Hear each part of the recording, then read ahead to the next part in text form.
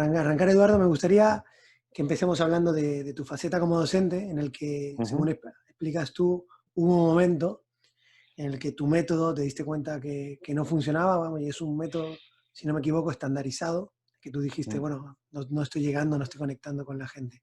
¿Cómo mm. fue ese momento o ese proceso? Bueno, pues fue un día que recuerdo como si fuera hoy, ¿no? Son estos días que te cambian o te marcan la vida, en este caso mi vida profesional, ¿no? Aunque bueno, es difícil en el caso de la filosofía separar la vida personal y la vida profesional, ¿no? Pero mira, yo era un joven profesor de filosofía, llevaba un par de años dando clases. Estaba dando clases en un centro educativo allí en Sevilla, eh, justo enfrente del estadio del Sevilla, y yo era el único bético, por cierto, de todo el instituto. Estaba ahí. Fue una época muy buena, ¿eh? Bueno, Muy buena. Y, y bueno, me encontraba dando clases a un grupo de alumnos de segundo de bachillerato y le estaba explicando la metafísica de Aristóteles. Y, bueno, un método totalmente tradicional, pues eso, pues es, libro de texto encima de la mesa, yo iba explicando, ellos iban tomando notas en sus libretas, iba también poniendo palabras en griego en la pizarra, y ellos atendían perfectamente, menos una chica que se encontraba al final de la clase, que se distraía mirando por la ventana, y bueno, pues a mí me fue poniendo muy nervioso, ¿no? Yo la miraba intentando decirle que, bueno, que empezase que abriese sus libros por lo menos. Eh, bueno, dejé el látiz en la mesa, me acerqué hacia ella y con esa ironía que nos gastamos a veces los profesores, pues le pregunté qué era eso tan interesante que había al otro lado de la ventana. Y bueno, pues la chica me respondió, ¿no? Me dijo la vida. Y esas dos palabras para mí fueron como una auténtica bomba de napalm que lo arrasa todo a su paso. Es decir, me destrozaron radicalmente, ¿no? Me hicieron ver, eso lo cuento mucho, que había convertido mi aula en una especie de caverna, ¿no? En esa caverna de la que nos habla Platón, ¿no? sí, En la que se encuentran unos prisioneros encarcelados en el interior de una gruta y que desconocen el mundo real y el mundo exterior, ¿no? La auténtica realidad, ¿no? Y bueno, yo al contemplar a mis alumnos, me pareció ver efectivamente los prisioneros de Platón anclados ahí a sus pupitres y obligados a ver pues esa pizarra que nada tenía que ver con la realidad, con la auténtica vida. Así que lo que hice fue, pues nada, invitarles a cerrar los libros de texto, borré la pizarra y salimos al parque, un parque que había al lado del cole. Eh, Hacía un día magnífico y bueno, nos tiramos allí en el césped y, y les pregunté que cuáles eran los problemas que realmente les inquietaban, ¿no? Porque la filosofía trata de esto, de problemas, ¿no? De enfrentarse a problemas, ¿no? Y, y ese día la clase me la dieron ellos a mí, porque por primera vez era yo quien callaba y quien iba tomando notas en mi libreta, ¿no?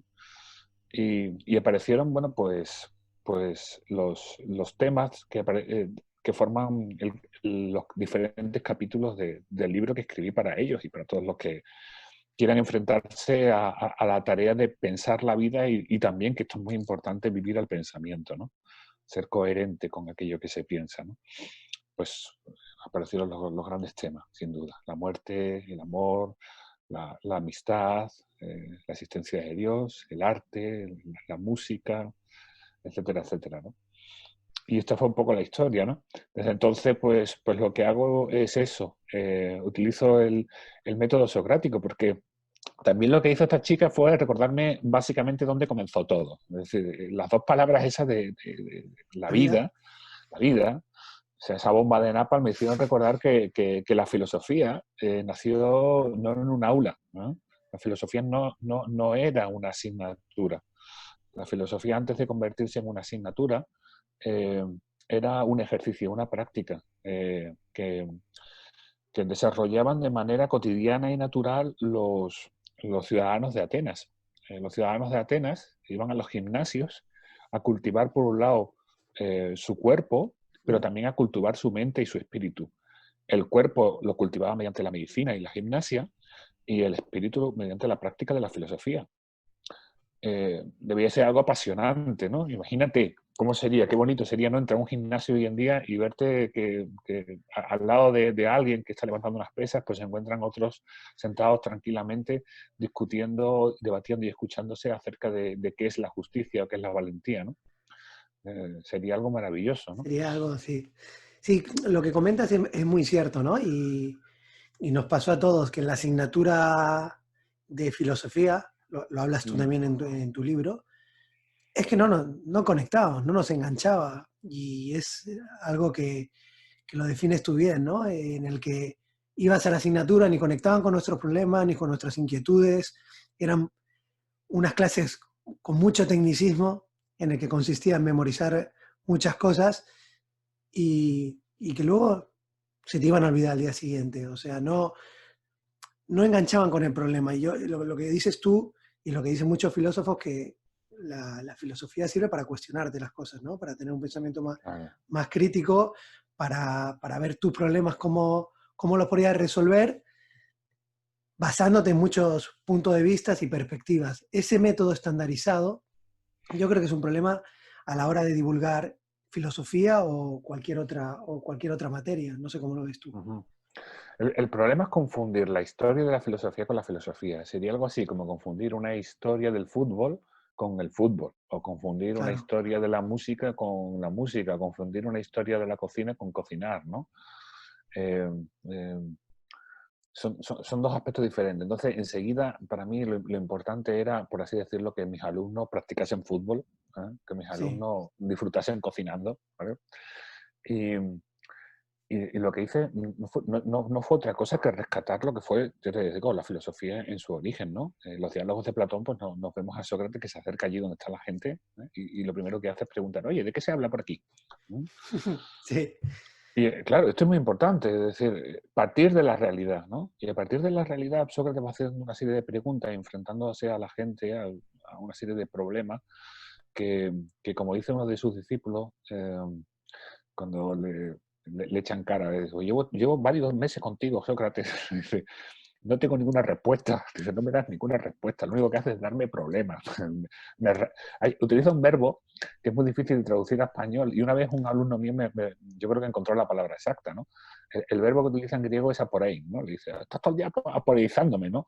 Y mi alumno decía, estás todo el día rayándome, pues eso es, Vale, y dice, vale. yo, efectivamente, ese es aporein, dice, estás todo el día rayándome, ¿no? Pero dice, pero son unos problemas que se me meten dentro, que me embrujan, ¿sabes? Que me hechizan. Y esto es la magia que tiene la filosofía, es decir, son problemas que como que se pegan a nosotros, que se pegan a nuestra alma, ¿no? Que no podemos pararnos, no podemos, por así decirlo, dejarlos atrás, ¿no? Tenemos que enfrentarnos a ellos, ¿no? Tenemos que intentar resolverlo.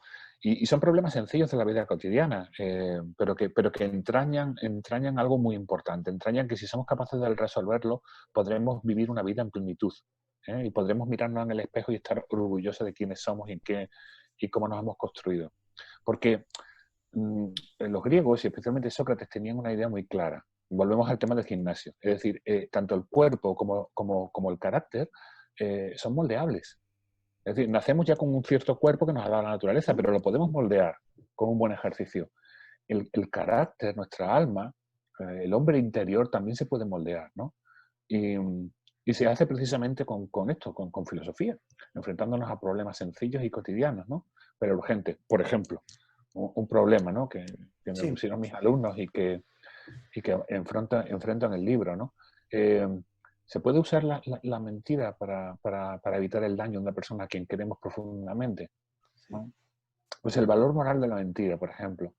Es un problema sencillo y cotidiano, pero efectivamente nos enfrenta al hecho de que damos por obvio y por evidente eh, y tenemos muchos prejuicios. Vamos como con un piloto automático acerca de lo que es correcto e incorrecto por la vida, ¿no? Y, y la filosofía tiene que ser eso, tiene que ser un pararse, a examinar la vida. ¿Mm? Eso que planteas es lo que el primer episodio, ¿no? El de debería decir Ujú. a mi pareja Efectivamente. que le metí los cuernos. Y lo que haces en tu libro, entiendo que es, tú planteas unos problemas que no son tan cotidianos. Bueno, algunos son cotidianos y otros muy profundos, porque hablas Sí, también del sí. suicidio, de las drogas, que me parece Mm. muy bien poner sobre la mesa temas Mm. que ellos mismos se planteen, ¿no? Porque que no se lo den ya masticado y que tenga que ser esta la perspectiva. Y eso se trata tu libro, ¿no? De proponer un problema, una pregunta, dar distintos puntos de vista y perspectivas para que se den cuenta que no hay una sola verdad o que encontrar la verdad es muy difícil, ¿no? Así, esa Claro. es la misión del libro, Eduardo. La misión del libro es invitar al lector a que entre en un diálogo, porque la filosofía no es monólogo, la filosofía es diálogo. Hay dos maneras de entender la filosofía. Una yo creo que errónea, que es el monólogo. El modelo para mí sería Descartes. Descartes de repente se encierra en una habitación y dice, "Bah, yo no necesito a nadie, yo solo me lo guiso y yo me lo como, yo voy a descubrir la verdad, ¿no?". Y se pone a escribir, alejado del mundo. Frente a toda la filosofía clásica, la filosofía griega, que entiende efectivamente el, la filosofía como una práctica en la que tenemos que entrar en contacto con otra persona. Tenemos que enfrentar nuestras tesis, nuestras posiciones, a las posiciones de otros. Sorprendernos, y esto es algo muy interesante, sorprendernos de que haya otras personas que tengan una respuesta diferente a la mía. Y preguntarnos qué les ha llevado a pensar así. Preguntarles, ¿por qué piensas de esa manera? Dejar que el otro también nos pregunte y nos examine, ¿por qué piensas de esa manera? Y entre los dos, hacer aquello que decía Machado que me parece bonito, ni tu verdad ni mi verdad, la verdad, y vamos juntos a buscarla, ¿no?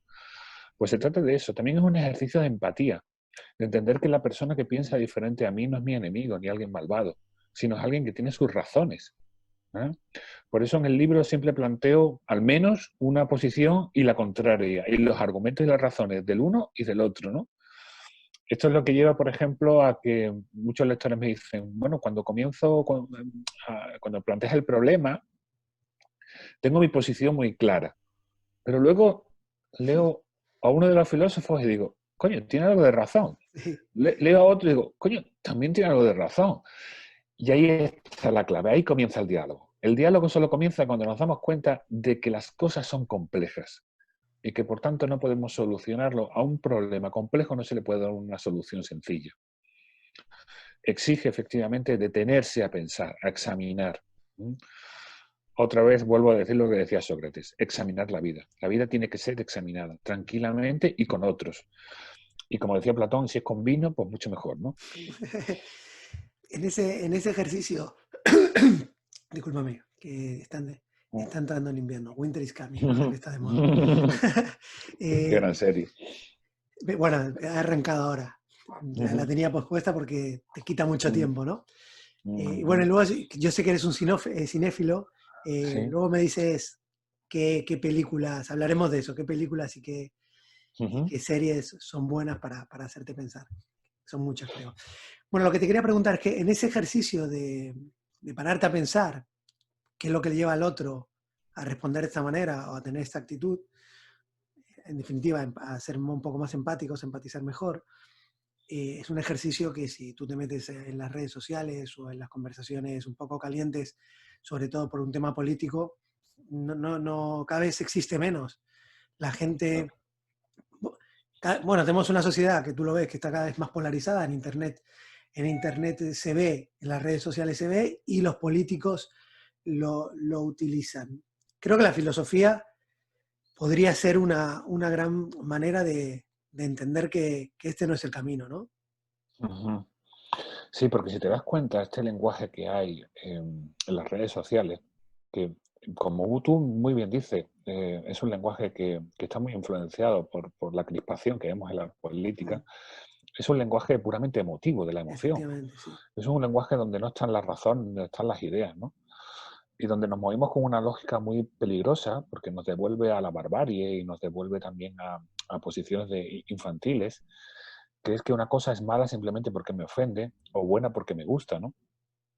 Tenemos que salir de esa lógica y darnos cuenta efectivamente de que que intentar encontrar razones válidas para todos. Tenemos que intentar, no podemos sustituir el juicio moral, que es un juicio exigente, que exige, como te decía, pues tiempo, reflexión, escucha, por la mera exclamación, ¿no? Entonces yo creo que la filosofía ahí nos puede ayudar mucho, porque la filosofía va de eso también, de exigir razones, de dar razones y de exigir razones, ¿no? De cuestionar, de preguntar, de examinar, ¿no? Y de calmarse sobre todo, ¿eh? Porque en el diálogo filosófico también, esto lo dice también Platón, ¿no? Platón define la filosofía como un diálogo entre amigos. Y entonces la palabra fundamental es esa también, amigos, no entre enemigos. Es decir, en el momento en el que se rompen las reglas de la cortesía, en el momento en que lo que tenemos enfrente es una persona llevada totalmente por sus pasiones más bajas, que parece que está dentro de un coche, ¿no? En un atasco, tocando el claxon y emitiendo improperios, ¿no? Pues con ese tipo de personas es imposible mantener un diálogo, ¿no? Y casi mejor es hacer, bueno, cálmese usted, ¿vale? Y cuando se calme, Correcto. ¿no? ¿Vale? Entonces hablamos, ¿no? Yo estoy aquí y estoy dispuesto a escucharle y hablar y a entenderle, pero cuando deje de gritar y cuando deje de insultar, ¿no? Y claro, esto es una pena porque parece que estamos dejando que el insulto campe a sus anchas por las redes sociales, ¿no? Eh, yo no sé si esto tiene que ver quizás porque las redes sociales tienen algo de anonimato, ¿no? Bueno, mucho tiene que ver. Claro, entonces, porque lo pensaba el otro día, que estaba precisamente en un atasco y veía cómo había gente comportándose de manera totalmente, bueno, agresiva, ¿no? Y yo los miraba y decía, seguramente fuera del coche deben ser personas cívicas, ¿no? Y gente muy normal que se sabe comportar, pero de repente en esa burbuja que supone el coche, ¿no? Me parece que nadie te ve, ¿no? Eh, la gente pierde los papeles y saca los instintos más básicos, ¿no? Saca la agresividad a flor de piel, ¿no? Y yo creo que también eso es quizás lo que hace que algunos en redes sociales, pues precisamente lo utilicen para sacar su mala leche y su agresividad, ¿no? Entonces yo creo que también es importante que paremos, ¿eh? Es decir, que paremos a esas personas, ¿no? Y que digamos, no, cumpla usted las reglas de la cortesía. Yo eso lo hago también. Yo me encanta, utilizo mucho las redes sociales, intento divulgar el pensamiento racional, hablo con todo el mundo, escucho a todo el mundo, pero en el momento en que una persona no cumple las reglas de la cortesía, es que ni siquiera contesto. Para mí es como si se tiras un pedo. O sea, es que Claro. no... ah, yo creo que es importante que no siquiera entremos en el juego. Pero bueno, se entra en el juego, lamentablemente, por lo que Ujú, comentabas tú, porque los discursos, los relatos, lo que se genera, toca lo emotivo, ¿no? Y ujú. vamos a lo emotivo y nos olvidamos las ideas. Quizás es eso, empezar a controlar nuestras emociones y modular lo que no sabemos. Y lo Yo creo que también aprovecho. es importante, mira, yo una de las cosas que hago también es seguir, porque esto es importante. A veces también lo que hacemos en redes sociales es expulsar de nuestro entorno a la gente que no piensa como nosotros. Sí, Y total. yo creo que la filosofía, cuando te decías diálogo, para poder dialogar necesitamos a alguien que piense de manera diferente a nosotros. Yo sigo a gente que tiene una opinión, opiniones políticas, opiniones éticas, opiniones religiosas diferentes a mí, porque me interesa saber por qué piensan así y cómo piensan así, y enfrentarme también a sus ideas y enfrentar mis ideas con ellos. Yo creo que esa confrontación sana nos ayuda a crecer. Es un ejercicio, lo que te decía, igual que, por ejemplo, en ajedrez, necesitamos a un buen oponente para crecer nosotros, o en cualquier deporte, pues también en el campo de las ideas también. Es decir, para que cultivar nuestro espíritu y nuestra mente necesitamos también confrontarnos, ¿no? Y yo creo que esto lo deberíamos también hacer, es decir, invitar a la gente, es decir, no sienta usted, no expulse de su lado a gente que opina de manera diferente. Es más, haga el ejercicio empático de intentar entenderlo. Yo cuando hay alguien que yo te digo, que tiene una opinión diferente a la que yo tengo, siempre me hago esta pregunta: ¿qué razones tendrá, por qué opinará así, ¿no? Y siempre también me viene a la mente un texto muy bonito, muy bello de Ortega y Gasset. Él está escribiendo desde el Escorial y está viendo la Sierra de Guadarrama y se está imaginando a un labriego de Segovia al otro lado, viendo la otra parte de la sierra, ¿no? Y diciendo, qué absurdo sería si cada uno discutiésemos acerca de cómo es la Sierra de Guadarrama, ¿no? Y entonces el labriego me diese su descripción, yo diese la mía y nos enzarzásemos en una disputa de quién es el que tiene la razón, ¿no? Porque lo que es totalmente falso es pensar que esa perspectiva es la única, Claro. ¿no? La verdad es, en todo caso, la suma de las perspectivas. Es decir, él me puede dar una visión de la realidad que solo él me la puede dar. Y yo le puedo dar a él una versión de la realidad. Bueno, esta manera de entendernos yo creo que es esencial y que deberíamos recuperar, ¿no? Pero va un poco, Eduardo, con la manera eh, de consumir información, esta grieta que se está haciendo, desde cómo no viene la información en la burbuja ideológica que te mete las redes sociales, ¿no? Pero que te va mandando a lo que a ti te gusta o lo que es conforme. Pero aparte de eso, creo que tiene que ver un poco con, dímelo tú, tu opinión, con los referentes, ¿no? Antes a lo mejor los grandes referentes eran intelectuales y ahora son opinadores. Opinadores Sí, que van a opinar lo que a mí me gusta. Y alguien que su nombre aparte ya me chirría o ni lo voy a empezar a escuchar porque ya lo tengo catalogado. Y creo que esos opinadores, volvemos a lo mismo, también están alentados o lo han hecho grandes ciertos poderes, ¿no? Que les interesa que remen para lo suyo. Y hablo desde sí, de una posición de izquierda hasta derecha sin quitar a sí, sí. nadie. Entonces, es la manera de consumir y es la manera que nos estamos acostumbrando a escuchar los discursos y los relatos que nos entienden y a muerte. Y aparte, creo que también justificamos nuestra manera de pensar de, a ver, qué dicen los míos de esto? Pues así me voy a posicionar, porque se viene el virus, ¿no? Con la Sí, sí, pandemia. sí, sí, sí, sí. Con la pandemia, si eres de un partido, tienes que reaccionar así a la pandemia. Parece que más evidente que eso no puede ser. No me voy ni a un sitio ni a otro. No, tienes muchísima razón y has tocado ahí un tema muy profundo. Kant, en un texto muy bonito que se llama ¿Qué es la ilustración?, habla de la culpable minoría de edad. ¿Eh? Hablando de que, mira, hoy en día que Kant alucinaría con el hecho de que todos tenemos en la palma de nuestra mano, en nuestro móvil, tenemos toda la información del mundo, podemos acceder a toda la información. En el fondo, si nosotros usamos el móvil para espiar a nuestras novias en redes sociales o lo usamos, por ejemplo, para enterarnos e informarnos de que es un virus, es culpa nuestra. Es decir, si nos convertimos en unos necios y unos estúpidos, hoy en día no podemos echarle la culpa a una sociedad que no nos da acceso al conocimiento y no nos da acceso a la información. El acceso al conocimiento y a la información está ahí, en la palma de la mano. Si nos convertimos en unos brutos, en unos estúpidos, en unos necios, pues es por culpa nuestra. Esa sería la primera idea, ¿no? La segunda Sí, idea tiene que ver con el hecho de que efectivamente nos estamos dando cuenta que las redes sociales, Internet, es un acceso maravilloso, es una ventana al mundo, ventana al conocimiento, pero una ventana que está muy sesgada por intereses económicos, ¿no? Tenemos ahí al Big Data que nos conoce mejor que nosotros mismos, ¿no? Eh, pero podemos engañarle. Es decir, el Big Data de momento es un poco tonto. Claro, si yo sigo solo y exclusivamente a una tendencia, a un sesgo, pues obviamente el Big Data lo que va a hacer es que me lo va a potenciar todavía más. Pero claro, si yo, por ejemplo, sigo a todos los medios de comunicación, sigo los de un extremo y los sigo los de otro, pues entonces de repente el Big Data lo vamos a volver loco. ¿Eh? No va a saber exactamente si soy pro Trump o contra Trump, ¿no? Es decir, ahí está, ¿no? Engañar un poquito el Big Data, intentar leer todo. Esto me lo enseñó mi papá. Mi padre era bien. un gran demócrata y un gran lector, y entonces él me decía siempre, no, nunca, nunca leas un solo periódico, nunca escuches una sola radio. Lee todos los periódicos que puedas, lee todas las radios, escucha todas las radios, etcétera, etcétera. Y yo creo que esto es importante, es decir, el formar nuestra propia opinión.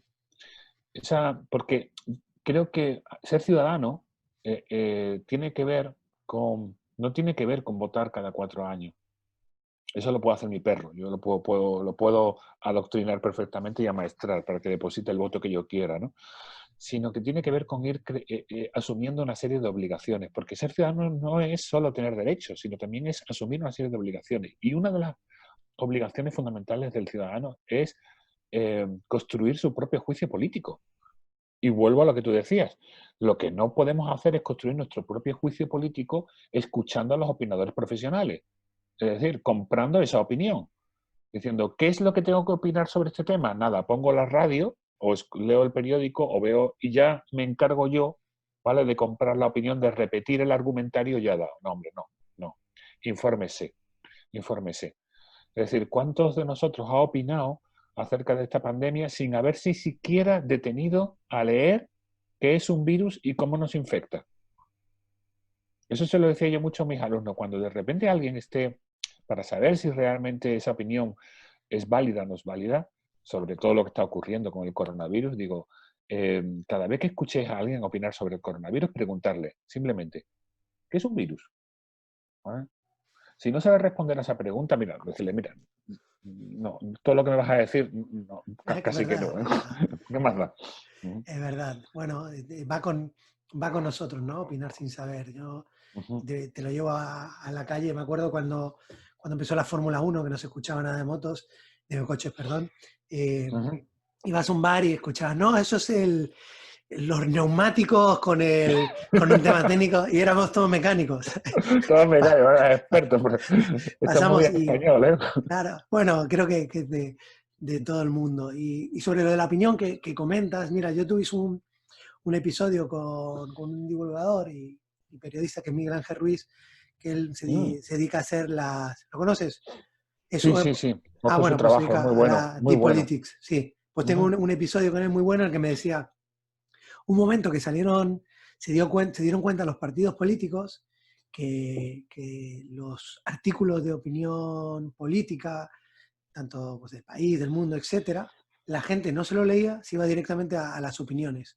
Entonces, lo que Vale. hacían los partidos políticos era meter el argumentario, mandarlo, y ahí desmontar el artículo a base de opinión. Entonces, si tú defendías un partido, como estabas en contra, ya veías las razones por las que la podías estar en contra. Y eso decía, lo gracioso es que se dio a la luz porque una política Sí. ahora, tengo el dilema, mandó el argumentario, en vez de mandárselo a los opinadores, se lo mandó a la prensa. La lió parda y salió todo ahí. Pero en definitiva, donde voy es que queremos que nos resuelvan las cosas y que nos opinen como nosotros, y hasta en el artículo leemos las opiniones que hacen los otros para Claro, estar a por gusto, pereza. ¿no?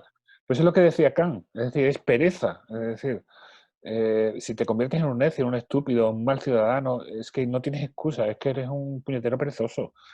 Es decir, porque claro, fabricarse su propio juicio, dedicar tiempo a leer acerca de qué es lo que está ocurriendo y a partir de examinar esos datos, razonar y pensar qué es lo que debería hacerse o qué es lo correcto, pues exige un esfuerzo intelectual. Mira, recuerdo un tuit que leí, una vez me hizo muchísima gracia, es una tontería, ¿no? Pero vuelvo también a la comparación del cuerpo y el espíritu, el cuerpo y la mente, ¿no? Alguien que decía, mataría por ese cuerpo. Entonces le respondía, es muy fácil, es cuestión de tener una dieta y un ejercicio constante y duro, ¿no? Y entonces le respondía el otro, prefiero matar. ¿No? Bueno, pues Así. aquí pasa igual. Podemos decir, mataría por tener esa capacidad intelectual, mataría por tener esa lucidez, mataría por... Es muy fácil, todos podemos, es decir, es cuestión de que dediques tiempo a estudiar. Estudia, ¿no? Bueno, entonces hay gente que dice, no, ya que sí que prefiero leer la opinión del periódico y si el... O mucho más fácil, ¿no? Prefiero retuitear un tuit y ya está, ¿no? Así es. En ese proceso que tú diste el cambio con los chicos, volviendo al inicio, Ujú, por sacar el cómo nos cuestionamos y cómo tenemos un sí. pensamiento más crítico, a lo largo de los años, ¿qué evolución viste en el cambio de afrontar la clase de una manera más técnica, de memorizar todo y con cosas que no conectaban con ellos, con sacarlo fuera y hablar de lo que ellos creen? Bueno, lo que explicaste. Mm. Bueno, para empezar, que de repente todo cambió, porque eh, se generó una magia tremenda, que creo que es la magia que se genera con el diálogo filosófico, es decir, esa pasión por resolver problemas, ¿no? Eh, ellos se apasionaban y apasionándose ellos me apasionaban a mí y apasionándome yo lo apasionaba a ellos. Entonces, bueno, también solo habla mucho Platón, ¿no?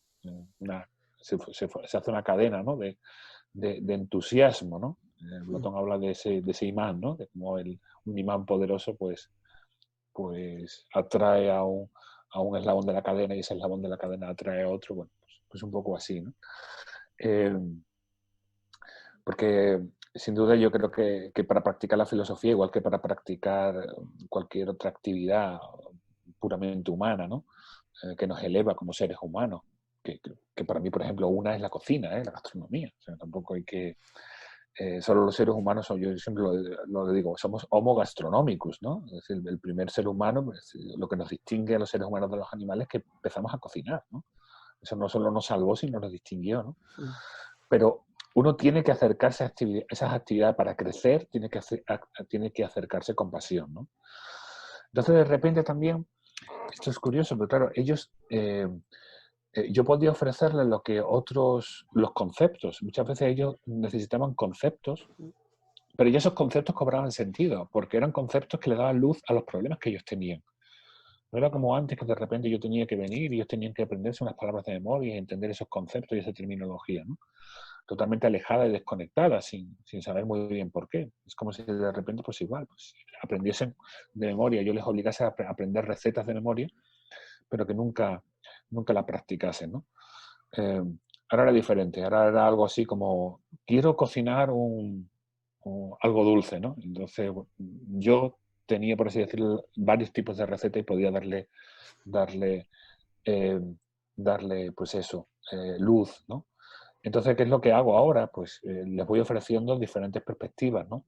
De los diferentes filósofos y, claro, les obligo también a que tengan que tomar partido ellos, ¿no? Ellos siempre, cuando terminamos uno de estos problemas, yo siempre, mis clases son así, como en el libro, planteo un problema, eh, vemos las diferentes perspectivas, las diferentes argumentaciones, y entonces luego dialogamos y debatimos acerca de qué es realmente lo correcto, quién creemos que tiene razón, ¿no? Ellos siempre me preguntan, ¿y tú qué opinas? ¿No? Y digo, no, yo no vengo aquí a enseñaros qué es lo que tenéis que pensar. Eso, sí, el que quiera eso, que vaya a catequesis, ¿no? Esto es filosofía. Digo, yo vengo a enseñaros a pensar, ¿no? Y pensar es un ejercicio, es un esfuerzo, es un subir una montaña, ¿vale? Tenéis que subirla vosotros. Yo ya la subí, ¿no? Digo, no quiero condicionaros, ¿no? Sí es cierto que al final cuando yo suelo pasar 2 cursos con ellos, ¿no? Cojo en primero y los suelto en segundo de bachillerato, los lanzo allí a la universidad. Y, Poca clave, ¿no? sí, sí. Y el último día de clase me despido haciendo un striptease intelectual. Entonces ese día sí que les dejo que me acribillen a preguntas, y entonces ese día sí que les respondo acerca de lo que yo realmente creo, lo que yo realmente pienso, ¿no? Porque me gusta descolocarlos. Eh, por ejemplo, si un día tengo que explicar a Marx, soy el más marxista de todo el instituto, pero si el día siguiente tengo que explicar a John Locke, de repente me vuelvo en un liberal, ¿no? Entonces ellos se quedan como, ¿pero entonces qué, no? Digo, pues eso se trata. ¿Entonces qué? Responde tú, ¿no? Resuelve este problema. Claro, ese último día de clase en donde te hacen tus preguntas y te desnudas, Ujú. se llevará muchas sorpresas porque sí, solemos etiquetar, ¿no? Y ponerle Efectivamente. prejuicios, pero a ti, defendiendo uno al lado, no sabrían, creo que serías una persona difícil de etiquetar, o tenían su etiqueta si se caían también. Bueno, sé que hay muchísimas etiquetas, ¿Sí? muchísimas, muchísimas. Y luego también lo que descubren, por ejemplo, una de las cosas que descubren es que no tengo tantas respuestas, igual que ellos también. Es decir, no tengo las cosas tan claras, ¿no? Respuestas como respuestas sólidas, me refiero. Sí que tengo respuestas, pero es lo que intento transmitirle. Tengo pocas certezas, ¿no? Es decir, respuestas a las que me agarre definitivamente, como si fuera lo único, inamovible. Es decir, muchas de las respuestas que tengo eh, son fruto de una evolución. Y por tanto, esa evolución intelectual, de momento no me he muerto. Es decir, espero seguir viviendo y disfrutando de la vida unos cuantos años, ¿no? Y también entiendo que de la misma manera que cuando tenía 20 años pensaba de una manera diferente como pienso hoy, pues ¿por qué no voy a opinar de una manera diferente dentro de unos cuantos años, ¿no? Y lo que me ha ido marcando ese cambio precisamente ha sido, por un lado, las experiencias vitales. He tenido experiencias vitales que me han cambiado mi manera de pensar, lógicamente, ¿no? Porque nunca he sido una persona dogmática, ¿no?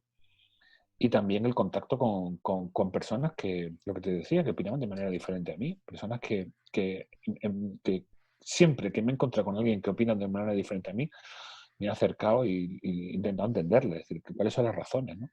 Y a veces he descubierto que sus razones eran válidas o eran mejores que las mías, ¿no? Pero eso, siempre les digo también, digo, tenéis que amar a la verdad. Amar a la verdad. Amar a la verdad es eso, es reconocer que, meca, pues es verdad, no tengo razones suficientes o que la otra persona tiene tiene mejores razones que yo, ¿no? Esa diferencia de pensar de cuando tenías 20 años a ahora, también se debe también a la virtud de la prudencia, ¿no? A la hora de... Hmm. ¿Qué significa la prudencia que te he escuchado hablar alguna vez? La prudencia es una de las virtudes fundamentales para un griego, ¿no? Los griegos, además, esto es muy bonito, pero los griegos entendían que la felicidad tiene que ver con la plenitud, con el pleno desarrollo del ser humano. Es decir, la felicidad no tiene que ver con un estado de ánimo, ¿no? O con la satisfacción de una serie de deseos, sino tiene que ver con que si nosotros fuéramos una semilla de un cerezo, pues lleguemos a ser un cerezo florido, ¿eh? Y demos fruto, ¿no? Y uno de los mayores frutos que puede dar un hombre, precisamente, la mayor es excelencia, que de ahí, eso es lo que significa la palabra virtud, arete en griego, excelencia. ¿Así? Sí, arete, deviene aristocracia. Aristocracia, Está muy de moda la excelencia, pero nunca se había vinculado así, ¿no? Somos pues una es, empresa con excelencia. pues sí, y eso se lo pregunto también mucho.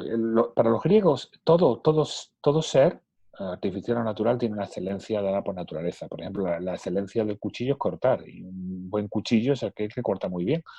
Entonces yo siempre pregunto, digo, nosotros no somos cuchillos, somos seres humanos, por tanto, un buen hombre, ¿qué es lo que deberá hacer de manera excelente?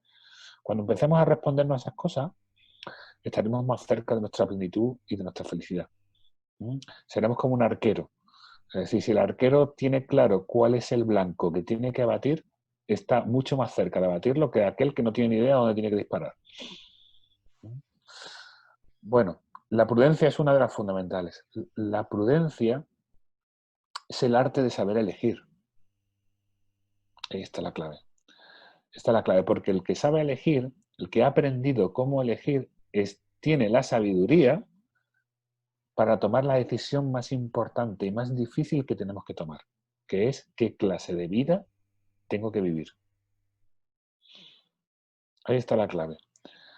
Porque aquel que sea prudente, es decir, aquel que acierte en qué clase de vida debo vivir, ese sin duda será un hombre feliz, un hombre dichoso, un hombre pleno. Platón tiene al final de la República, a él le gustaba mucho poner como, yo creo que a él le encantaría el cine, creo que sería un gran cinéfilo. Utilizaba mitos, pero mitos significan en griego narración, simplemente narraciones, ¿no? Para hacernos pensar, ¿no? Y tiene una muy simpática, y A ver, es una que habla del más allá, se lo inventa, ¿eh? Hay gente quiero decir que es que hay gente que lo interpreta como si realmente Platón pensase o creyese en eso. Es como si yo te contase ahora mismo Matrix y tú me dices, no, es que Edu cree en Matrix. No, hombre, ¿cómo? No. Bueno, pues entonces él habla de efectivamente en el más allá, de repente nosotros llegamos al más allá, y las almas cuando llegan al más allá, antes de reencarnarse, tienen que decidir qué tipo de vida. O sea, la vida que nosotros, lo que quiere decir Platón es que la vida que nosotros estamos llevando, bueno, luego te cuento la moraleja, pero vale. en principio es que tú estás en el más allá y de repente tienes ante ti todas las posibles vidas. Puedes ser un tirano, puedes ser un comerciante, puedes llevar una vida tranquila y sencilla, puedes ser alguien famoso, ¿no? Puedes ser alguien rico, ¿vale? Por tanto, tienes que tomar lo que te acabo de decir. Tienes que tomar la decisión acerca de cuál es la mejor forma de vida, porque no se pueden vivir todas, tienes que elegir una, Sí. ¿vale? ¿Cuál es la mejor, no? La mayoría de la gente se equivoca. Es lo que ocurre también en la vida de la verdad. Es decir, la sensación que tenemos de que la mayoría de la gente se equivoca y se ha equivocado, incluso nosotros mismos, miramos hacia atrás, a cierta edad, a mí me pasó, yo cuando cumplí los 40, tengo ahora 43, no tuve más remedio que preguntarme, hostia, ¿habré acertado? Yo estoy a la mitad del camino. ¿Habrá acertado o no habrá acertado? ¿No? Por cierto, la historia de Platón es esa, es que luego además bebemos del Lete, que es uno de los ríos del inframundo, que nos provoca precisamente sueño, nos provoca amnesia. Por eso no recordamos que habíamos tomado esa lección, ni que habíamos muerto. ¿Eh? De ahí viene la palabra griega aletheia, que significa recuperar la lucidez, no olvidar, que es la palabra que se utiliza para la verdad. La verdad es lo que no se olvida. Bueno, con esta historia, lo que nos quiere decir Platón, creo yo, a lo mejor me Sí. equivoco, es que la vida que nosotros estamos llevando, ¿vale? Somos responsables nosotros, del hombre interior que nos hemos construido. Es decir, la felicidad, la dicha o la desgracia, ¿vale? Es responsabilidad nuestra. No es responsabilidad de los dioses, ni es responsabilidad de la buena o de la mala fortuna, ¿no? Porque no depende de los bienes exteriores, ¿eh? Depende de los bienes interiores, del hombre que nos hemos forjado dentro. Por eso es importantísima la prudencia. La prudencia. Ahora bien, ¿cómo se adquiere la prudencia? Mira, le decía el otro día a mis estudiantes, ¿no?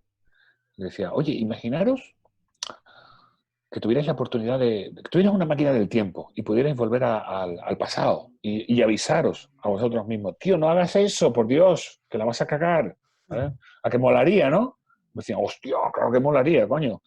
¿Y tenéis claro lo que os diríais, por ejemplo? Sí, sí, sí, yo tengo clarísimo. Hostia, me decían, no, joder, me cago en la leche. Yo hubiera dicho, no le hubiera pedido salir nunca a mi novio. y, y le dije, pues ¿sabéis que tenéis, que esa máquina existe? Y claro, digo, ¿cómo que esa máquina existe? Digo, sí, sí, sí, sí, vuestros abuelos son esas máquinas. Mm. Nuestros abuelos vivieron exactamente lo que estáis viviendo, ¿no? Como dice Eclesiastés, nada nuevo bajo el sol. Lo único que hacemos es repetir la vida que otros ya han vivido. Es decir, nuestros abuelos también se enamoraron, también les rompieron el corazón, también tuvieron que trabajar por primera vez, también sufrieron, también fueron rechazados, también tuvieron que esforzarse, también tuvieron dicha, también se drogaron, también hablas Sí. con ellos. Tienen una sabiduría, Mm. tienen una auténtica sabiduría. Esa sabiduría la pueden transmitir. Eso lo dice mucho Aristóteles. Es decir, existen dos tontos.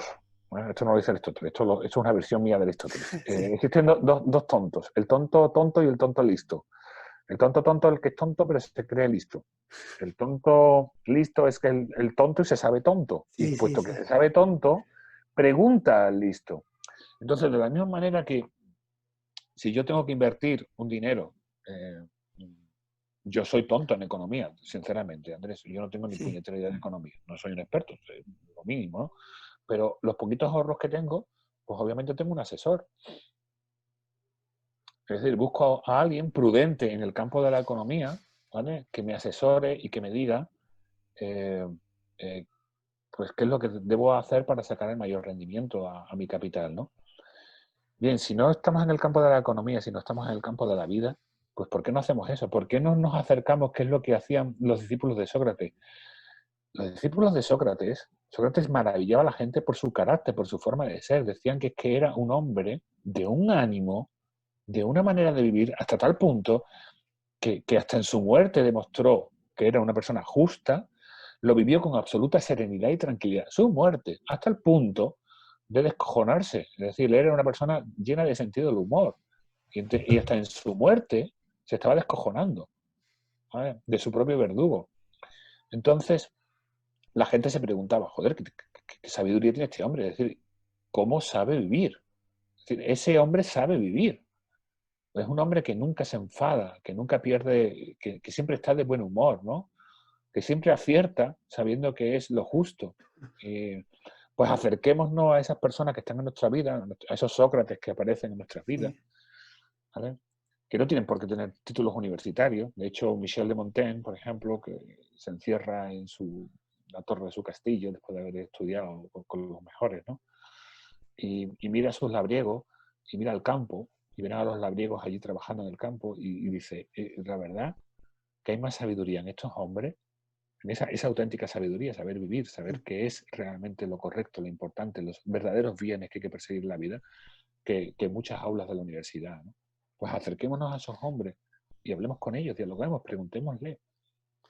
Sí, pero volvemos, Eduardo, a lo mismo, ¿no? A quiénes son los referentes de los, Claro, sobre todo de los jóvenes, y ahora pues con las redes sociales vemos lo que decías tú, que si pudieras elegir qué tipo de vida quieres llevar, tú ahora te metes los niños se meten en Instagram, etcétera, ya me claro. pierdo, y ven los que creen que son las vidas idealizadas, ¿no? Maquilladas, que no son. Eso se consigue, entiendo yo, dándole De manera herramientas para que falso. cuestionen todo, ¿no? Claro, yo se lo decía el otro día, es que hay un sesgo que es el sesgo del superviviente. Es decir, vosotros cuando de repente veis, por ejemplo, a alguien que haciendo vídeos de YouTube se ha enriquecido y decís, oye, yo quiero ser como ese, estáis mirando las realidades de un sesgo que es falso, porque estáis mirando solo a aquel que lo ha conseguido, pero tenéis que preguntaros, ¿ese de cuántos? Efectivamente. Es decir, os sorprenderá el porcentaje. Si resulta que de repente, si nos dijeran, usted apueste a este número, ¿qué posibilidades tengo de ganar? Pues tiene un 0,01%. Entonces diríamos, no, yo no voy a apostar. O eh, usted, por ejemplo, se pondría este tratamiento. ¿Qué porcentaje tiene de éxito este tratamiento? Pues nada, un 1%. Pues diríamos, no, ni de loco, me someto yo a una cirugía con un Claro, 1%, ¿no? efectivamente. Pues aquí ocurre igual. Valoremos qué porcentaje de los que hacen vídeos de YouTube viven de hacer vídeos de YouTube, ¿no? Entonces, por eso digo, la filosofía también es esto, ¿eh? La filosofía es hacer preguntas. A través de estas preguntas de repente vamos descubriendo nosotros mismos las respuestas, ¿no? Pero, por ejemplo, también, el otro día en clase, creo que fue, sí, esta semana, habían sido creo que son los Grammys latinos, me parece que era, ¿no? Y yo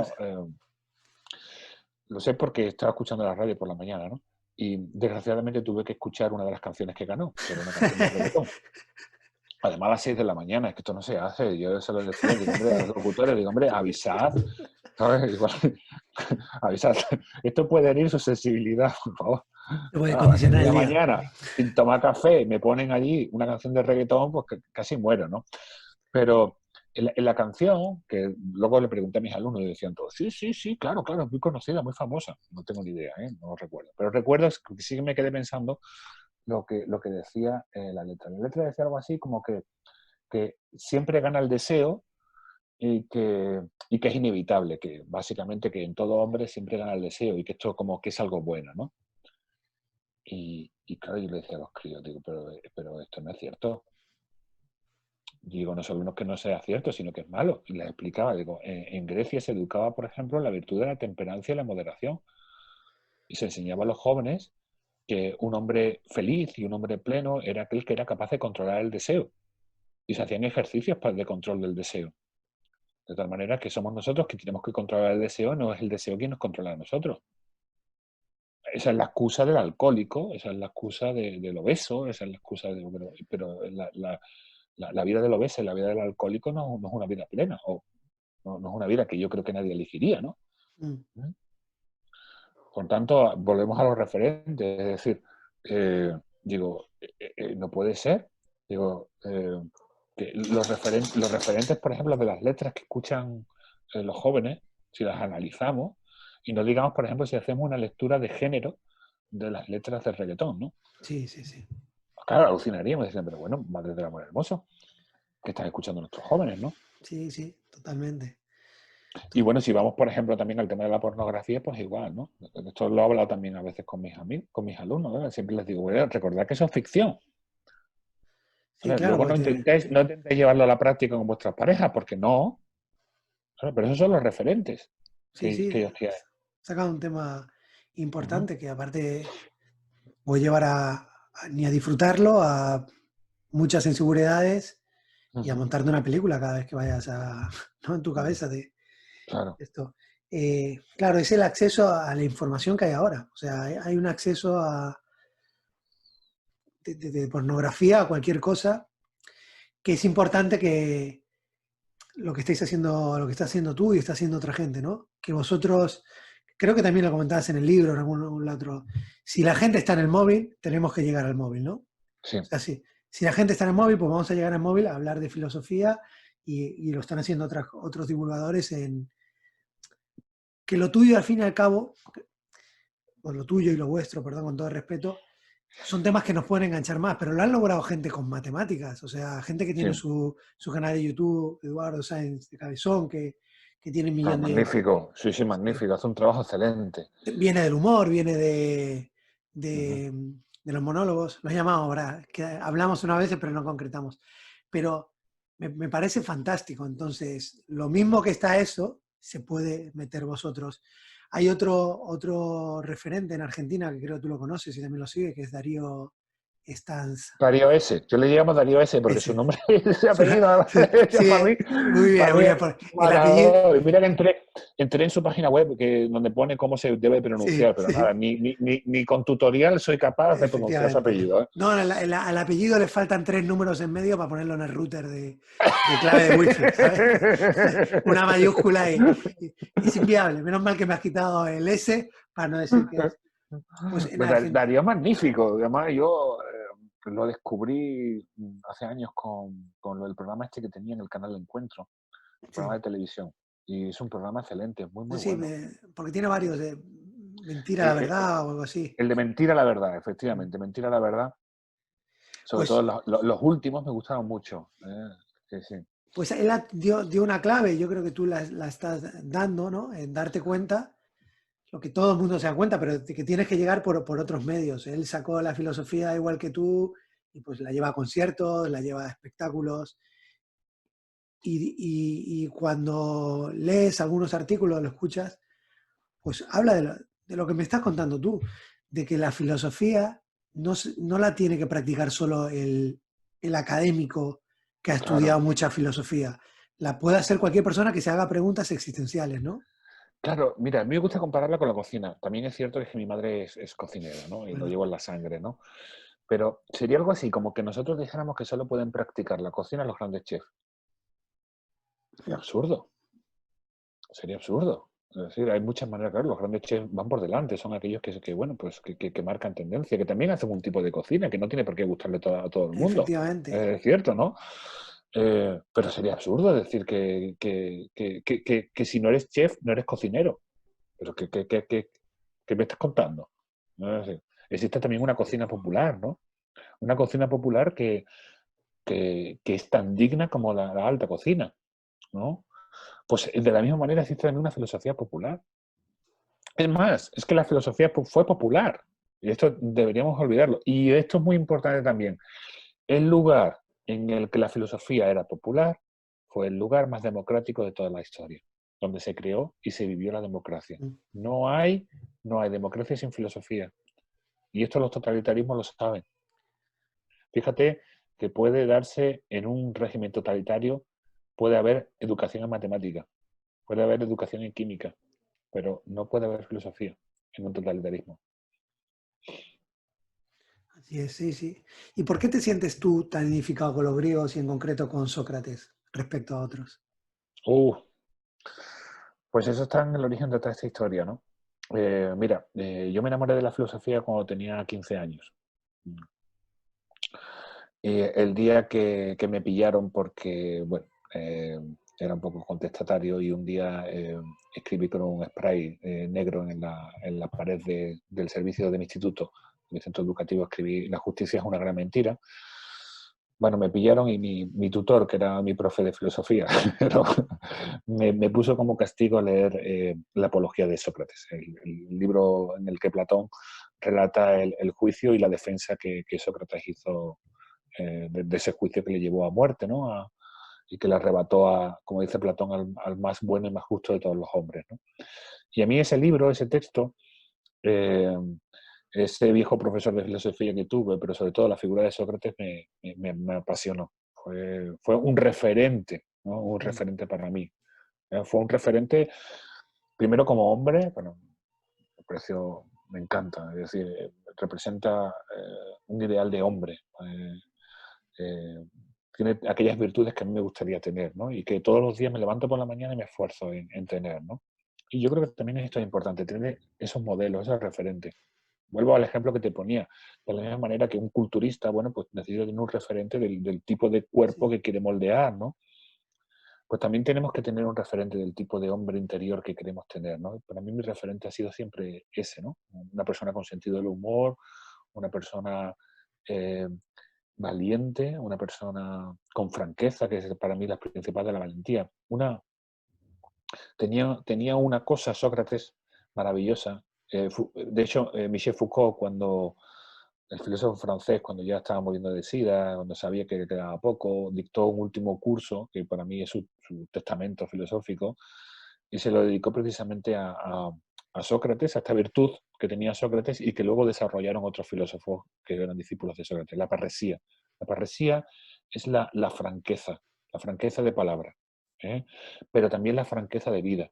Es decir, es una filosofía que se vive, porque también estamos hartos de discursos vacíos, hartos de gente que dice cosas que luego no la viven, ¿no? De discursos demagógicos, ¿no? Y de repente encontrarte con alguien que lo que dice lo vive, ¿vale? O que encarna, ¿no? su filosofía, pues es algo tremendo, ¿no? Y sin duda Sócrates también ha sido un gran referente para mí como discípulo, o sea, como maestro, ¿no? Sí.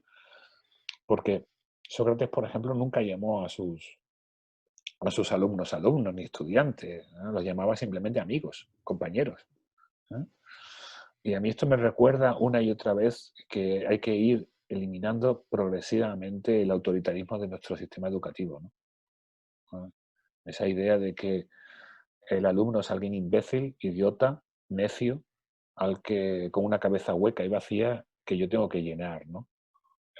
Sócrates entendía el conocimiento de una manera totalmente diferente. Entendía que el discípulo, perdón, el maestro, la función del maestro era más como la de la parturienta. Tiene que alumbrar, ayudar a salir lo que ya hay dentro, ¿no? O como el cultivador, ¿no? Ir ayudando a que esa semilla vaya germinando y se convierta en un árbol y dé fruto, ¿no? Bueno, que me enrollo, Perdón, Andrés, No, si no no, hemos aquí no, no, hablado. no, Es que pero me sí. preguntas por Sócrates y me puedo Ya, llevar aquí no, hasta mañana. toqué, no, pero no te enrollas. Y Eduardo, ¿por qué de las escuelas más virales en este último tiempo es el estoicismo? Pues yo creo que porque el estoicismo, bueno, pues primero porque el mundo en el que nació el estoicismo es un mundo muy parecido al nuestro. Es un mundo en crisis, es un mundo de crisis económica, política y social, ¿no?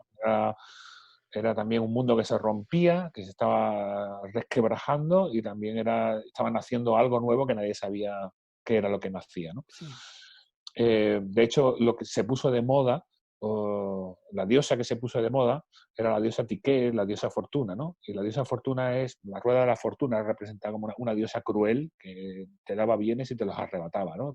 Iba repartiendo bienes y males como le salía, disfrutaba, ¿no? Con eso, con darte un bien y luego quitártelo o darte un mal, ¿no? Y es la sensación de incertidumbre que nosotros tenemos, ¿no?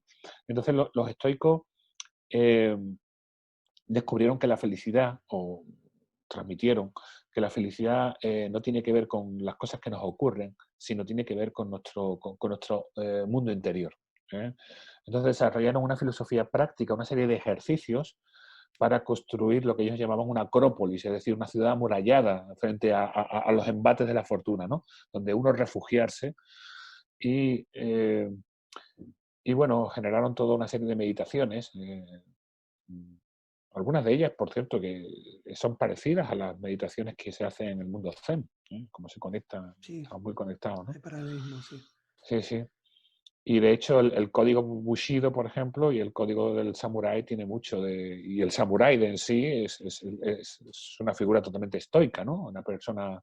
Estoicismo también se puede... Yo eso se lo digo también a los chavales, digo, uno de los mejores hombres ha sido siempre un filósofo que llegó al emperador, Marco Aurelio, Sí, y que afortunadamente pues tenemos su diario espiritual, ¿no? Y el lema que resume, que se repetía una y otra vez Marco Aurelio era substine et abstine, es decir, aguanta, soporta, tenemos que aprender a aguantar y a soportar el dolor, el sufrimiento, pequeño y grande, ¿eh?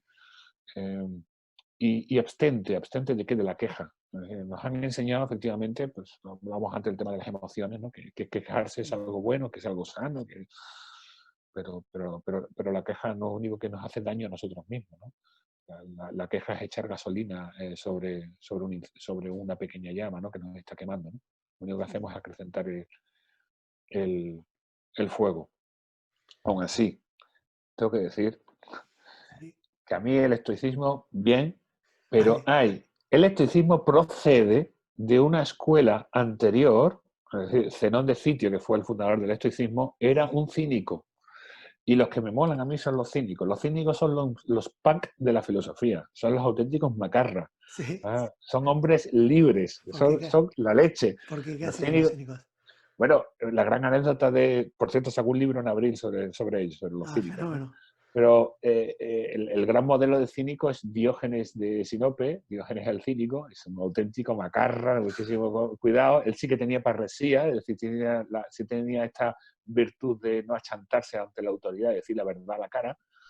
Y, por ejemplo, tenemos esa anécdota brillante, maravillosa, que Diógenes eh, se encontraba en un bosque sagrado, que esto también es interesante, es decir, los cínicos, de hecho la palabra, no me enrollo, pero la palabra cínico procede del griego kinei, que significa perro, porque los cínicos entendían que los perros sabían vivir mejor que los hombres.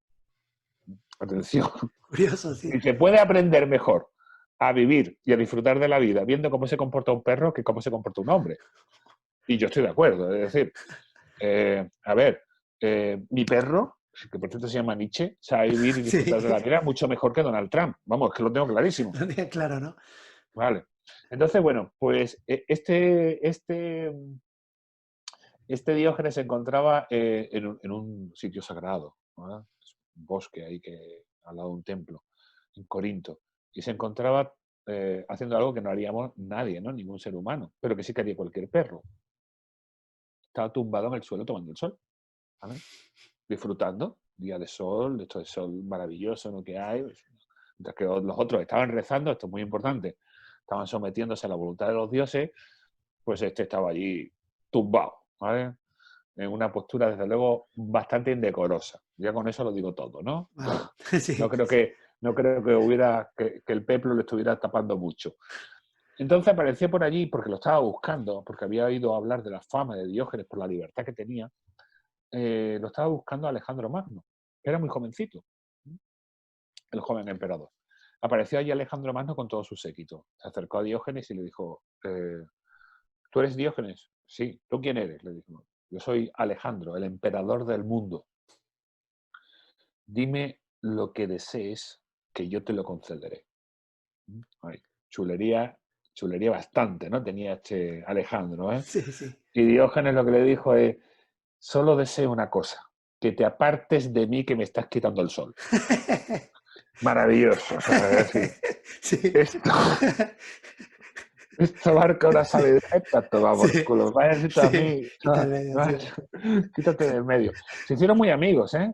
Y le enseñó mucho. Y Diógenes les daba una caña tremenda. Y hay una anécdota especialmente que a mí me encanta. Y es que un día apareció en Palacio Diógenes y tiró sobre los pies de Alejandro, que hay que tener huevos, ¿eh? Por eso fíjate Claro, la claro. O frase, sea que ¿eh? no estamos Le, hablando. ti- le tiró un montón de huesos humanos, ¿no? Que llevaban una bolsa. Y le dijo a Alejandro, pero Diógenes, ¿qué haces? Y dice, mira, he ido al cementerio y he desenterrado a tu padre y a Ya. un esclavo. He juntado todos los huesos en esta bolsa y es que ahora estoy intentando identificar quiénes son los huesos del rey y cuáles son los huesos del esclavo. Y es que no consigo, no consigo Claro. distinguirlo.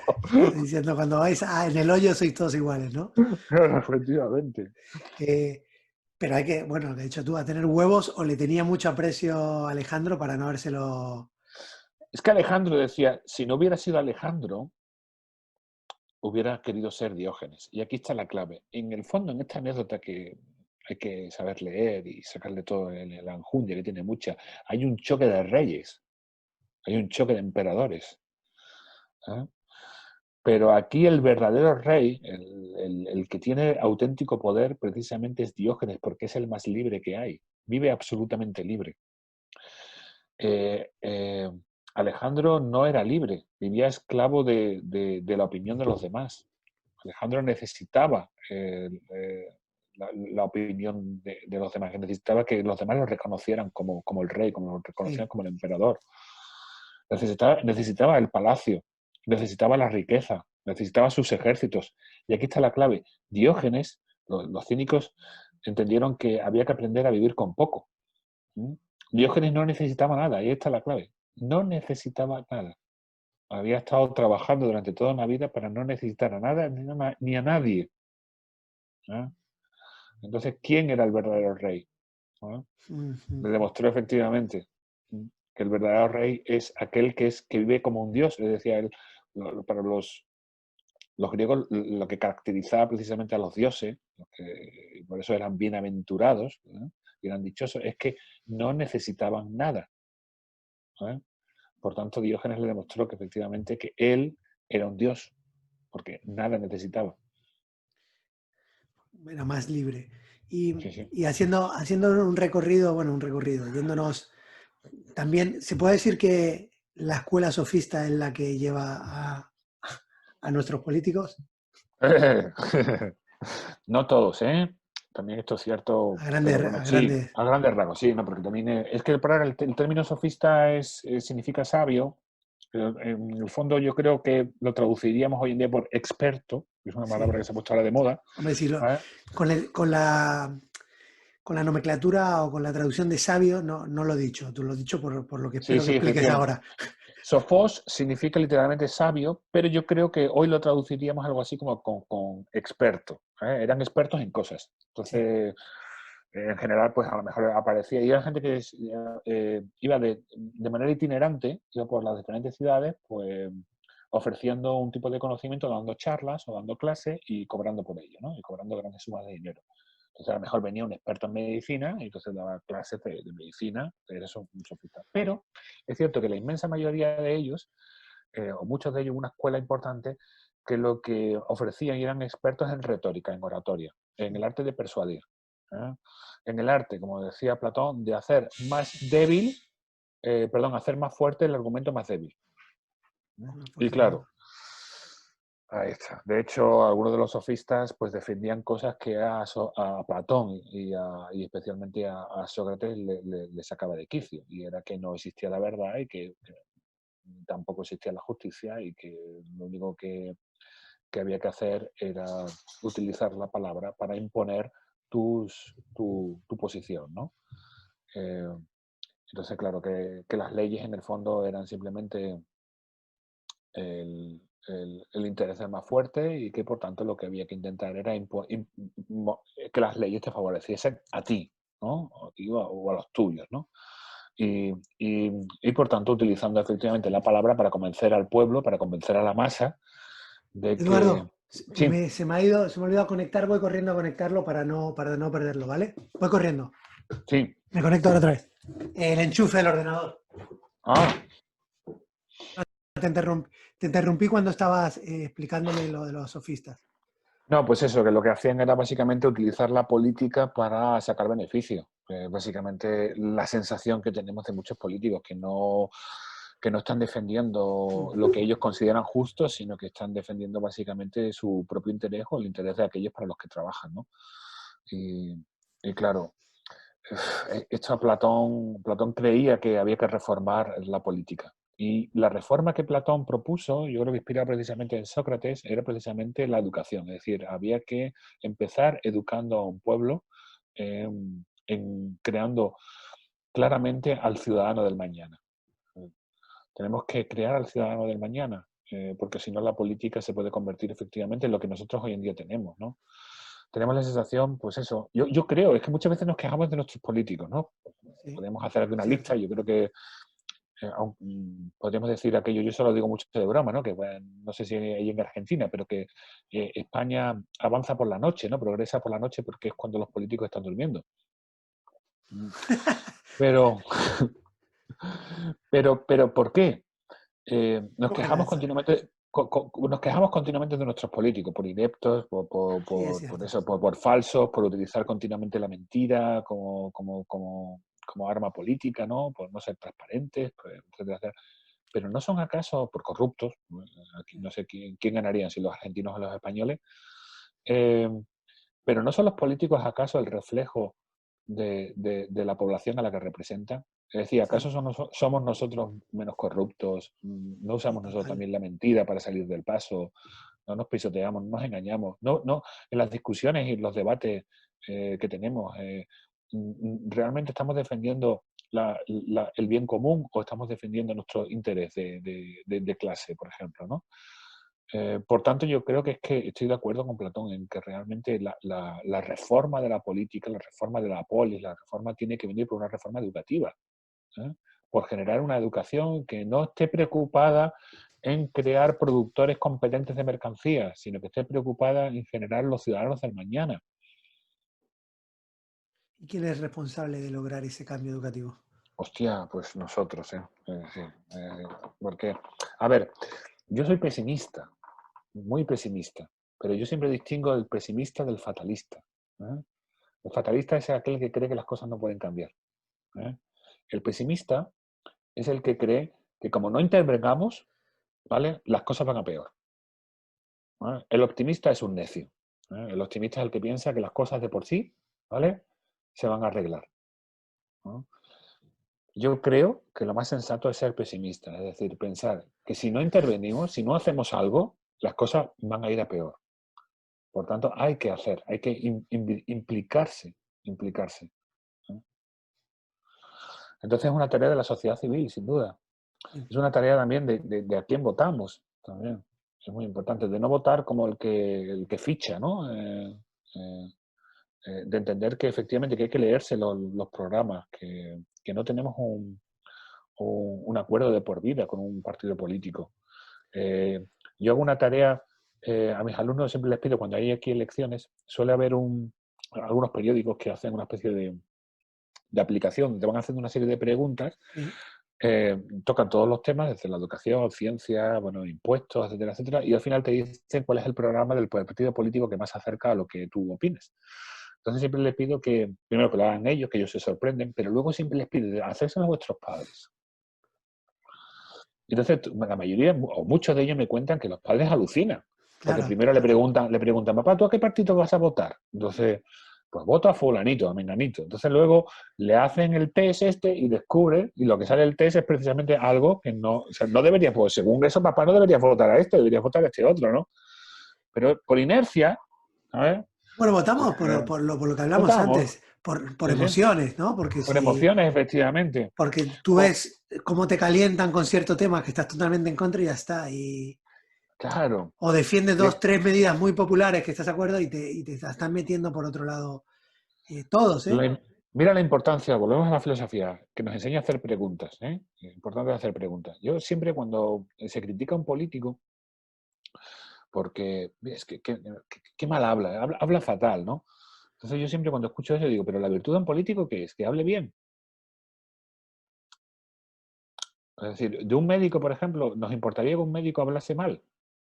La virtud del médico, hombre, si habla bien, pues mejor, ¿no? Pero ¿cuál Claro, es la sí, virtud? La virtud del sí, sí. médico, que cure, ¿no? Que sane, ¿no? Y la de un político, ¿cuál tiene que ser? ¿Nos estamos fijando verdaderamente? ¿Estamos votando? ¿Cómo vamos a elegir al buen político si no tenemos claro? eh, y tuve que discutir a veces con gente que me decía que un político, que es que me dijo una persona además Sí, con formación, me llegó a decir que es que determinado político español que es que era muy feo. ya, bueno. Digo, pero usted elegiría a su médico por la belleza física. Bueno, desde luego que no, ¿no? Es algo que no nos importaría. ¿Vale?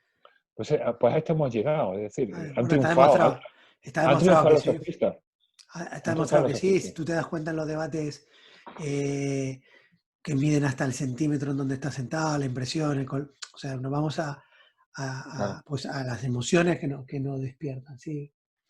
Han triunfado Pero los mira, sofistas. Spinoza decía, que también era muy pesimista, decía, si somos conscientes de aquello que nos condiciona, esa es la única libertad. Estamos totalmente condicionados. Pero la única libertad es ser, o pueden hacer precisamente de descubrir qué es aquello que nos condiciona. Entonces, lo que dices tú, si yo cuando estoy viendo un programa de televisión o cuando estoy viendo un anuncio de publicidad, sé y analizo perfectamente cómo está hecho, de tal manera que sé qué es lo que me está condicionando, ¿vale? Puedo revelarme a ese condicionamiento. Se trata de lo que decías al principio, de lo que se habla mucho, ¿no? De tener un pensamiento crítico Claro. con todo. Ujú.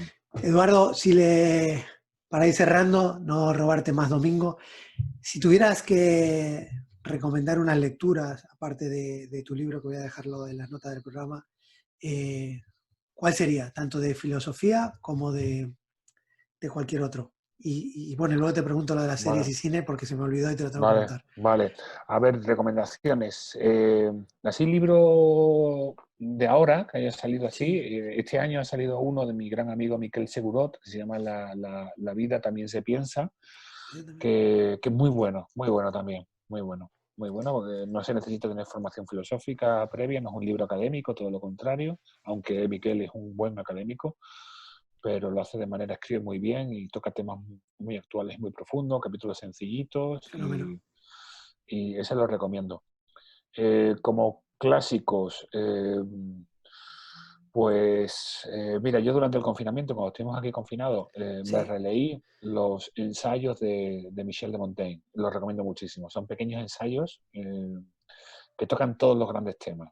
sí. Y es que este hombre reflexiona sobre todo, hasta de su pene. O sea, y tiene un ensayo en el que reflexiona acerca de su cuerpo y de su pene, etcétera. Divertidísimo, ¿no? Y además es un libro al que acceder como una especie de Biblia laica, ¿no? Es decir, que la puedes abrir pues, por cualquier sitio y te dice algo. Y precisamente te dice algo para lo que estás viviendo, ¿no? Es maravilloso. Este Bien, Michel de muy bien. Montaigne, además escribe muy bien y tiene una lucidez brutal y bestial, ¿no? Muy recomendado Esto es entonces. muy bueno. Por supuesto, uno de mis libros favoritos, que es el que ha salido de esta conversación, que es La Apología de Sócrates, la defensa que Sócrates hizo en su juicio, el juicio que lo condenó a muerte, ¿no? Entonces serían esos tres libros, yo los recomendaría. ¿Y de cine o series? Cine o series, vamos a ver, es que claro, Es difícil, pero bueno, que te venga a la me mente. gusta tanto, Claro. bueno, una de mis películas favoritas, porque es una auténtica tragedia griega, es las tres películas del Padrino, ¿no? Claro. Magnífica, magnífica, sobre todo la segunda es una obra de arte. La tercera no es que sea mala, pero es que en comparación con las otras, pues a todos nos deja un poquito Mm. así, ¿no? Pero la segunda es una auténtica maravilla. No quiero hacer un spoiler, pero ahí ahí salen temas muy profundos y decisiones que tocan hondo, ¿no? Toca un poco, Precisa, porque viene spoiler, por si alguien lo escucha, pero porque luego uno lo ve y le gusta ver qué perspectiva vio cada es, uno. es efectivamente la sensación de que a veces tenemos que cumplir un destino, que es la del héroe trágico, ¿no? Ese Edipo es el Edipo en nuestra actualidad, ¿no? O el Odiseo también, ¿no? Que no quiere ir a la guerra de Troya, pero al final tiene que ir, ¿no? Pues aquí ocurre igual, ¿no? Precisamente de todos los hermanos, eh, el que no quería participar de la vida de la mafia, pues al final termina no solo participando de la vida de la mafia, sino teniendo que asumir el cargo de padrino, ¿no? Sí, sí, Teniendo que ser el padrino. de capo, sí. Y es que la vida le lleva a eso, ¿no? Entonces es tremendo. Pero aún así, cómo él intenta ser libre a pesar de eso, ¿no? Cómo intenta, bueno, pues me toca ser padrino, pues no queda más remedio, pero por lo menos puedo decidir qué tipo de padrino quiero ser, ¿no? Y luego se encuentra, tiene que enfrentarse a una decisión brutal con su hermano. Eso ahí sí que no es spoiler para la gente que no lo haya visto, Sí, pero sí, la sí, sí, sí, decisión, no, eso no digas. esa escena es brutal, bestial, se te ponen los vellos como escarpias, ¿no? Entonces, como serie de televisión, pues claro, mira, una de las mejores series de televisión que he visto nunca, también relacionada con esto, precisamente son Los Sopranos. Los Sopranos es una auténtica obra de arte, ¿eh? Mira Magnífica, que me ¿no? gusta a mí el género de la mafia y todo, pero Los Sopranos, primera época cuando salió fuera de las primeras series, no he llegado a verla, no puedo Ujú. opinar, pero todo el mundo habla muy, muy bien de Los Sopranos. Tienes que verla también, porque son unas relaciones ahí magníficas, muy divertida también, te ríes mucho, pero sobre todo le coges mucho cariño a las personas. Y yo creo que sobre todo es que entiendes a los personajes de tal manera, y le coges cariño, llegas a entender lo que están haciendo, llegas a ver ciertas virtudes, pero luego te recuerdas, pero estos son mafiosos, son asesinos. Sí, sí, Pero bueno, lo que dices, pues Los Sopranos es muy buena. The Wire también es una serie que me gustó buenísima, mucho, buenísima, sí. magnífica. ¿Sabes? Además, cómo va tocando un tema, ¿no? El tema de la política es magnífico, como Sí, lo toma. El tema de la sí, sí. educación, el que me parece que es la tercera temporada, cuando toca el tema de la educación. No me acuerdo por temporada, lo Eh, vi hace un montón, porque salió hace un sí, montón de sí, Wire, sí.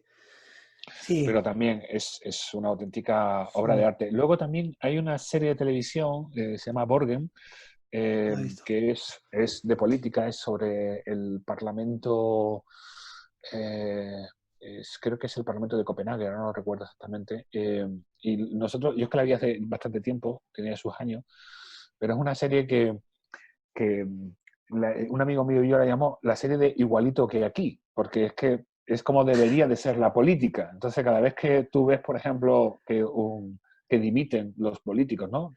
Dices tú, o sea, igualito que aquí, ¿no? Sí, O cada claro. vez que, Sí, como la cada vez pintada que, de dimitir no es un to- nombre to- ruso. claro, el presidente tiene que ir todos los días a dar cuenta a la televisión pública y los periodistas son libres y le hacen unas preguntas que te acojonas, ¿no? Dices tú, No, igualito que aquí, ¿no? igual, igual, igual que aquí. Pues esa serie también está Muy bastante bien, bien.